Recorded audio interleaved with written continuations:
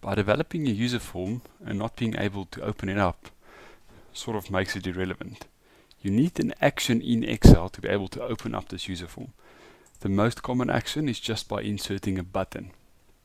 So if I go to the developer toolbar, I click on insert and I insert the button. I'm just going to say record and OK. So now we are busy recording.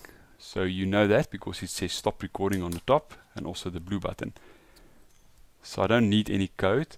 We're going to use this button to open the user form, and it is impossible to record a step like that. So I'm going to say stop recording. I'm just going to rename this to say open user form.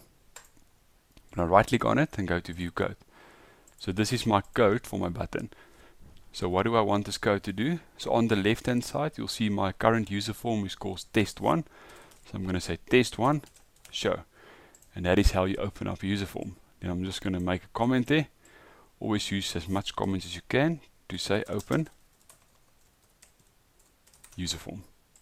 So if I go back to my sheet now, click on it, you'll see it opens up. So now in this user form, you can close it in two ways. Either you can use a button, which I've inserted here, or you can just close it. So there I close it manually. So let me show you how the button works.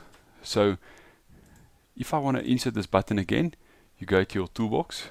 If you don't see the toolbox, go to view, and at the bottom there, click on toolbox again. So the button is this one called command button. I just insert it, and then I go to caption and I name it close user form. Remember your captions is what's it named in the user form. So how do I get to this one's code? Because if I go to the user form now, this button will do absolutely nothing because I haven't assigned a code to it. So if I go back to this, I double click on it, then that's the code for that specific button. So how do I close a user form? I say test1, which is the name on the left hand side, and I say hide. So let's go test if it works. This one opens it up, that one closes it.